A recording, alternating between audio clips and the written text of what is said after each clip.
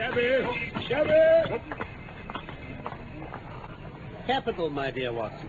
Let us return to our humble abode. 221B Baker Street, please, cabby.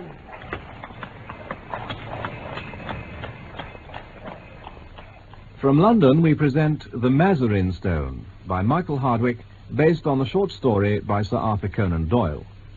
The Mazarin Stone. It was pleasant to find myself once more in the untidy room on the first floor of number 221B Baker Street, which had been the starting point of so many remarkable adventures. I looked round me at the scientific charts upon the wall, the acid-charred bench of chemicals, the violin case leaning in the corner, the coal scuttle, which contained, as of old, the pipes and tobacco. Finally, my eyes came round to the fresh and smiling face of Billy, the young but very wise and tactful page who had helped to fill up the gap of loneliness and isolation which surrounded the saturnine figure of the great detective, now that I was married again and living in Paddington. It all seems very unchanged, Billy. You don't change either. I hope the same can be said of him. I think he's in bed and asleep, Dr. Watson. Oh, and it's 7 o'clock of a lovely summer's evening. That means a case, I suppose. Yes, sir, he's very hard at it just now. I'm frightened for his health. He gets paler and thinner and he eats nothing. When you'll be pleased to dine, Mr. Holmes, I heard Mrs. Hudson asking him. 7:30 the day after tomorrow, he told her. You know his way when he's keen on a case, sir. Yes, Billy, I know. He's following someone, I can tell you that. Yesterday he was out as a workman looking for a job. Today he was an old woman. Fairly took me in, he did. And I ought to know his ways by now. Yes, you certainly ought. Well, this old parasol here against the sofa. Well, that's part of the woman's outfit. Do you know what it's all about? Well, it's this case of the Crown Diamond. What, the £100,000 burglary? Yes, sir. They must get it back, sir. Why, we had the Prime Minister and the Home Secretary both sitting on that very sofa. Well, Mr. Holmes was very nice to them. He soon put them at their ease and promised he'd do all he could. Then there's Lord Cantlemere. But I can't stand his lordship. Well, now come Mr. Holmes, sir. You see, he don't believe in Mr. Holmes, and he was against employing him. He'd rather he failed. Well, we'll hope he won't fail and that Lord Cantlemere will be confounded. I say, Billy, what's that curtain for across the window? Oh, Mr. Holmes had it put there 3 days ago. Oh, we've got something funny behind it. Something funny? Yeah, you can see it, sir. Oh, bless my soul, a perfect replica of Sherlock Holmes. Old dressing gown and all. See how the head can move about? Yeah. Well, we put it at different angles so that it'll be more lifelike. I wouldn't dare touch it if the blind weren't down, mind. Yeah. But when it's up, you can see this from right across the way. Yes, we used something of the sort once before, you know. Oh, well, that must have been before my time, sir. Yes. There are folk who watch from over yonder. Oh, I can see a fellow now. Come and have a peek through the curtains. That'll do, Billy. You were in danger of your life then, my boy, and I can't do without you just yet. Well, Holmes. My dear Watson, it's good to see you in your old quarters once again. You come at a critical moment. So I gather. You can go, Billy. Yes, Mr. Holmes. That boy is a problem, Watson. How far am I justified in allowing him to be in danger? Danger of what, Holmes? Of sudden death. Huh? I'm expecting something this evening. Expecting what? To be murdered, Watson. Oh, but... Oh, come, Holmes, you're joking. Even my limited sense of humor could evolve a better joke than that. But we may be comfortable in the meantime, may we not? Is alcohol permitted? Certainly. The gasogene and cigars are in the old place. Now then, let me see you once more in the customary armchair. Oh, thank you. Oh. That's right. Here you are, Watson. Thank you. Now then, your very good health, my dear fellow. And yours too, my dear Holmes. You have not, I hope, learned to despise my pipe and my lamentable tobacco. It has to take the place of food these days. Yes, but why not eat? Because the faculties become refined when you starve them. Why, surely as a doctor, my dear Watson, you must admit that what your digestion gains in the way of blood supply is so much lost to the brain. I am a brain, Watson. Hmm. The rest of me is a mere appendix. Therefore, it is the brain I must consider. Yes, but this danger, Holmes. Ah, yes. In case it should come off, it would perhaps be as well that you should burden your memory with the name and address of the murderer. You can give it to Scotland Yard with my love and a parting blessing. Oh, Silvius is the name. Silvius. Count Negretto Silvius. Count Negretto. Oh, write it down, man. Write it down. Right. Negretto. 136 Moorside Gardens, NW. Moorside Gardens, NW. Got it? Yes. Holmes, Hmm? I've, nothing to do for a day or two. You can count on me. Your morals don't improve, Watson. You've added fibbing to your other vices. You bear every sign of a busy medical man with calls on him every hour. Not such important ones, but can't you have this fellow arrested? Yes, I could. That's what worries him, sir. Why don't you? Because I don't know where the diamond is. Ah, Billy told me the missing crown jewel. Yes, the great yellow Mazarin stone. I've cast my net and I have my fish, but I've not got the stone. What's the use of taking them?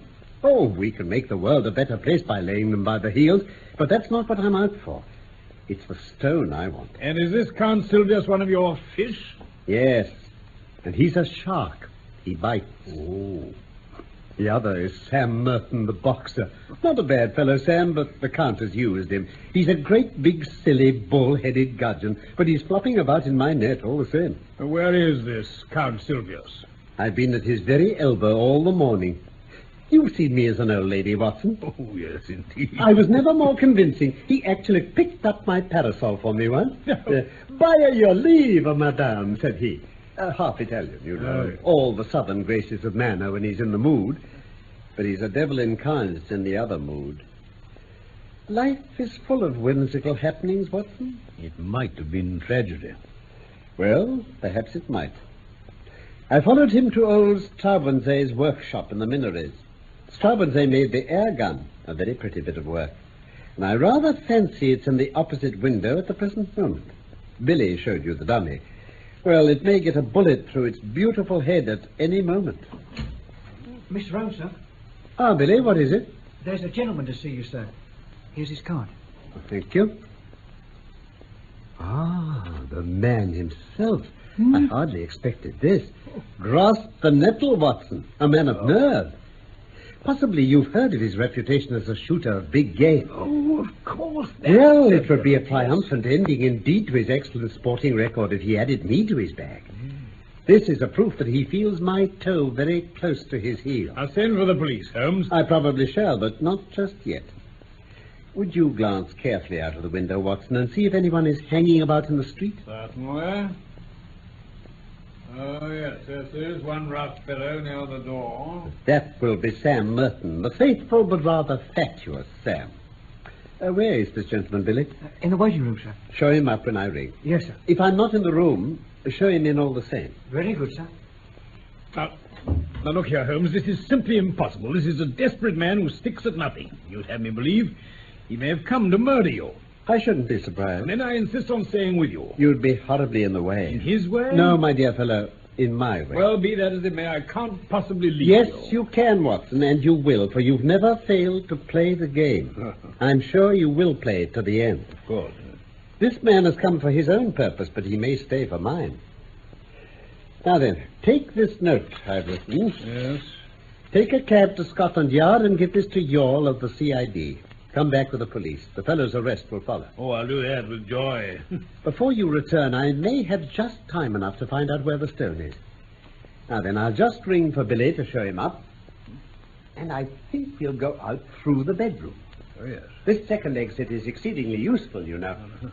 I rather want to see my shark without his seeing me.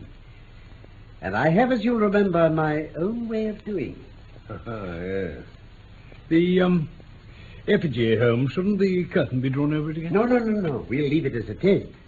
Oh, perhaps just a touch to this splendid head. A little forward onto the chest, as though somewhere in the middle of 40 winks. There. Now then, come along. Well, I only hope you know what you're doing, that's all.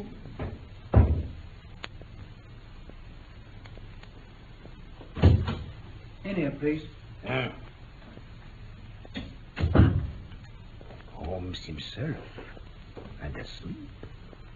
How very convenient. Don't break it, Count. Don't break it. What? Holmes! It's a pretty little thing, isn't it? Tavernier, the French modeler, made it. He's as good at waxworks as your friend Straubenzee is at air guns. Air gun, sir?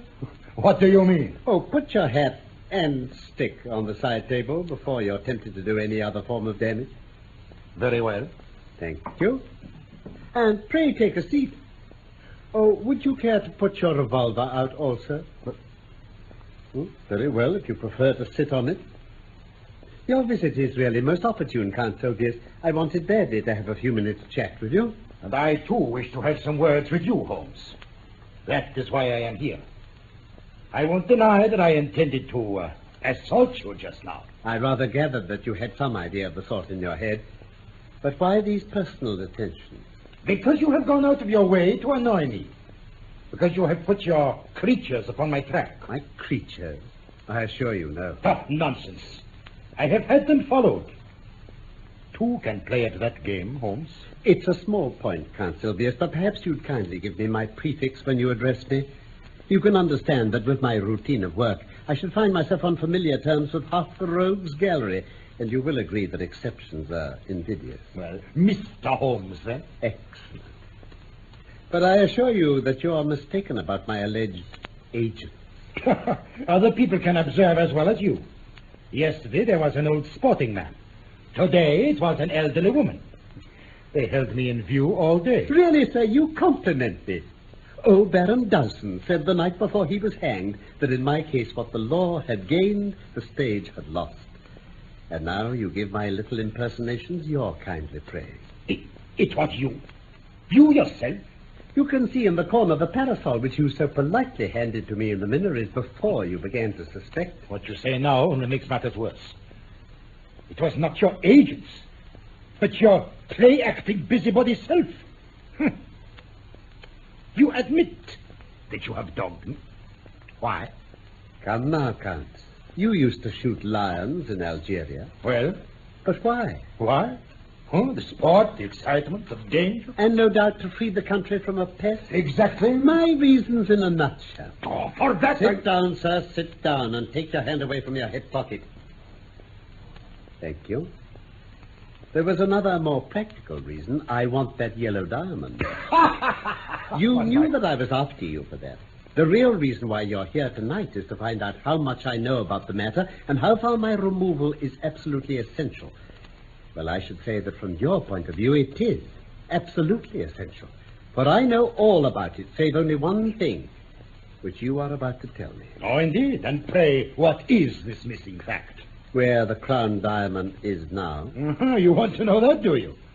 How the devil should I be able to tell you where it is? You can and you will. Indeed? You can't bluff me, Count Sylvius. You are absolute plate glass.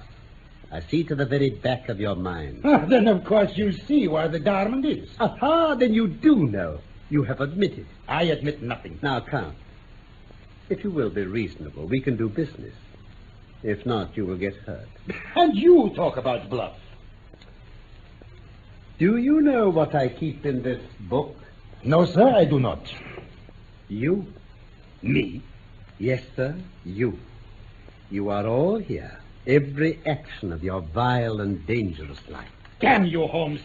There are limits to my patience. It's all here, Count. The real facts as to the death of old Mrs. Harold, who left you the Blymer estate which you so readily gambled away. You're dreaming. And the complete life history of Miss Minnie Warrender. Yeah, you'll make nothing of that. Plenty more here, Count. Here is the robbery in the Train de Luxe to the Riviera on February the 13th, 1892.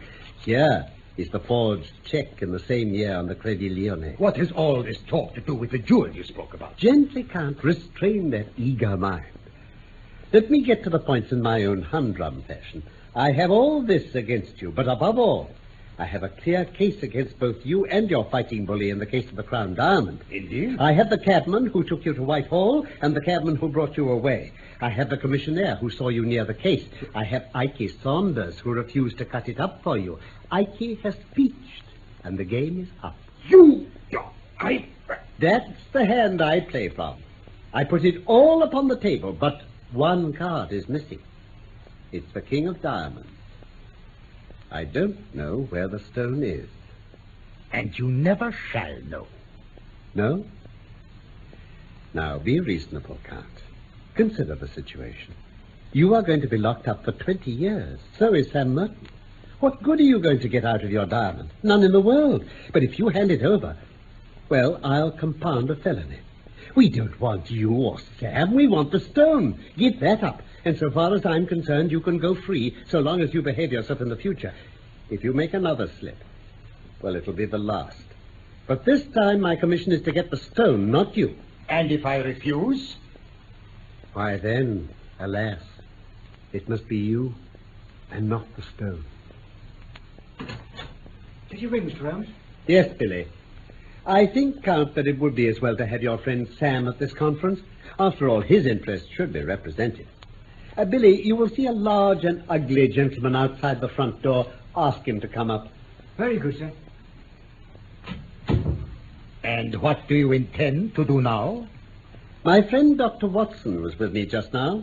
I told him that I had a shark and a gudgeon in my net. Now I am drawing the net, and up they come together. Holmes? It's no use fingering your revolver behind your back, my friend. Even if I gave you time to draw it, you know perfectly well you dare not use it. Nasty, noisy things, revolvers. Better stick to air gun. I think I hear the fairy footsteps of your estimable partner. Good day, Mr. Merton. Rather dull in the streets, is it not? What's the game now, Count? Shut the door, please. Thank you. What's this fellow want, Count? What's up? If I may put it in a nutshell, Mr. Merton, I should say it was all up. What? Now, look here, Count Sylvius. I'm a busy man and I can't waste time. I'm going into that bedroom. Pray make yourselves quite at home in my absence. You can explain to your friend how the matter lies without the restraint of my presence. I shall try over the Hoffman barcarolle upon my violin. In 5 minutes, I shall return for your final answer. You quite grasp the alternative, do you not? Shall we take you, or shall we have the stone? Hoffman who? What's that chap on about? Oh, shut up, Sam. Let me think. If it's trouble, why didn't you plug him? Oh, you're a fool, Sam. Anyone but you could have seen he was holding a revolver in his dressing-gown pocket. Ah. Yeah. Does he know about the stone? He knows a damn sight too much about it. And I'm not sure he doesn't know all about it. Good Lord. Ikey Sanders has split on us. Oh, he has he? I'll do him down a fickum for that if I swing for it. Well, that won't help us much. We've got to make up our minds what to do. Yeah, I don't know. He's a leery cove, that one in there. He wants watching. Do you suppose he's listening? How can he be listening while he's playing that thing? Ah, that's right. Yeah. Oh, what is it now? Maybe somebody's behind the curtain. There's too many curtains in this room. Yeah. It's all right. It's only a dummy. A fake? Well, strike me. Madam Two-Sword ain't in it. It's a living spit of him, gun and all. Oh, but them curtains can't. Oh, confound the curtains. We're wasting our time, and there's not too much of it. You know, he can lag us over this stone. The devil he can. He's offered to let us slip if we only tell him where the swag is. What? Give it up? Give up 100,000 quid? It's one or the other. Listen. He's alone in there. Let's do him in. Once he's locked out, we've nothing to fear of. If we shot him, we could hardly get away in a place like this. Oh. Besides, it's likely enough that the police know whatever evidence he has got. What you heard, Cal? Nothing. Just a noise in the street. Now, look here, Governor. You got the brains. You can think of a way out of it, surely. It's slugging's no use. Well, then it's up to you. I've fooled better men than Holmes. The stone is here in my secret pocket. I take no chances leaving it about. It can be out of England tonight and cut into 4 pieces in Amsterdam before Sunday. You see, he knows nothing of Van Sedder. I thought you said Van Sedder was going next week. He was, but now he must get off by the next boat. One of us must slip round with a stone to Lime Street and tell him. But the fourth bottom ain't ready yet. Well, he must take it as it is and chance it. There's not a moment to lose. As to Holmes, we can fool him easily enough. I'll tell him the stone's in Liverpool. Oh, confound that whining music. It's getting on my nerves. Come back here. Out of line of that keyhole. Here's the stone. Oh, I don't know how you dare carry. Well, where could I keep it safer? If we could take it out of Whitehall, someone else could easily take it out of my lodgings. Oh, out of your hand. What? Thank you, Count. It will be safe with me. Well, but that was a waxwork in that chair a minute ago. Where? Your surprise is very natural. You are not aware, of course, that a second door from my bedroom leads behind that curtain, which was worrying you so much, Mr. Merton. Oh, Mr. Merton. I fancied you must have heard me as I stepped into the dummy's chair, but luck and a passing cab were on my side. So that was it. It gave me a chance of listening to your racy conversation, which would have been painfully constrained had you been aware of my presence. That you No violence, gentlemen, no violence, I beg of you. Consider the furniture. It must be very clear to you that your position is an impossible one. The police are waiting below. Governor! All right. I give you best, Holmes. I believe you are the devil himself. Not far from him, at any rate. A fair cop. Yeah, that blooming fiddle is playing itself. Dear me, you're right. Well, let it play. The modern gramophone is a remarkable invention. Gramophone. Oh. In here, officers. Come, Sam. We've been waiting to get you, and you too, sir. You take your hands off me, my man. Not like that. Waxwork. Gramophone. Lord Cantlemere is here, sir. Oh, show his lordship up, Billy, while I switch off the gramophone. Yes, sir. Oh, my dear Holmes. So you're safe after all. Yes. And I see you have Cantlemere downstairs.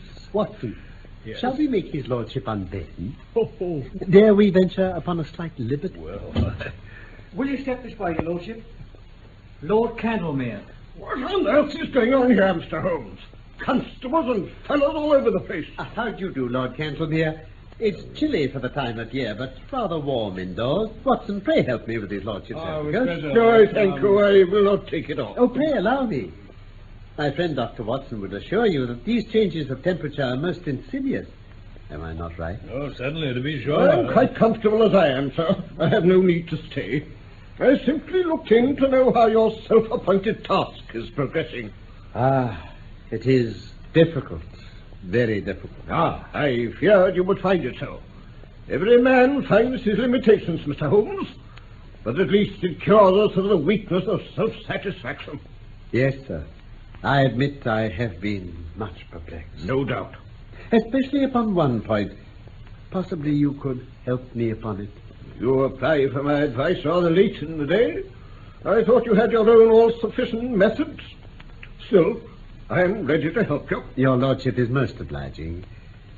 You see, we can no doubt frame a case against the actual thieves. When you have caught them. Exactly. But the question is, how shall we proceed against the receiver? Receiver? Is this not rather premature? It is as well to have our plans ready. Now, what would you regard as final evidence against the receiver? The actual possession of the stone. You would arrest him upon that? Most undoubtedly. In that case, my dear sir, I shall be under the painful necessity of advising your arrest. Mr. Holmes, you take a great liberty. In 50 years of official life, I cannot recall such a case. I am a busy man, sir, engaged upon important affairs, and I have no time or taste for foolish jokes. I may tell you frankly, sir, that I have never been a believer in your powers, and that I have always been of the opinion that the matter was far safer in the hands of the regular police force. Your conduct confirms all my conclusions. I have the honor, sir, to wish you good evening. One moment, sir. Actually, to go off with the Mazarin stone would be a more serious offense than to be found in temporary possession of it. Sir, this is intolerable. Let me pass. Put your hand in the right-hand pocket of your overcoat. What do you mean, sir? Come, do what I ask. Well, If it will make an end of this charade, Gad, the Mazarin stone! Great heaven! Too bad of me, Lord Cantlemere. Too bad. My old friend here will tell you that I have an impish habit of practical joking. Also that I can never resist a dramatic situation. I took the liberty, the very great liberty, I admit, of putting the stone into your pocket at the beginning of our interview. Sir, I am bewildered. But yes, it is indeed the Mazarin stone. Mr. Holmes, we are greatly your debtors. Your sense of humor may be, as you admit, somewhat perverted, and its exhibition remarkably untimely. Remarkably. But at least I will draw any reflection I have made upon your amazing professional powers. But how? The details can wait. No doubt, Lord Cantlemere, your pleasure in telling of this successful result in the exalted circle to which you return will be some small atonement for my practical joke. And now, of course, you have your overcoat. Yes, yes. And I apologize again, Mr. Holmes. Once more, then, good evening. And to you, sir, good evening. Good evening, sir. Oh, well. He's an excellent and loyal person, but rather of the old regime. Yes. And now, my dear Watson, pray touch the bell. Of course. And, as of old, Mrs. Hudson shall lay dinner for two. Holmes. Really? That was The Mazarin Stone by Michael Hardwick, based on the short story by Sir Arthur Conan Doyle. Sherlock Holmes was played by Carleton Hobbs and Dr. Watson by Norman Shelley. Production for the BBC was by Robin Midgley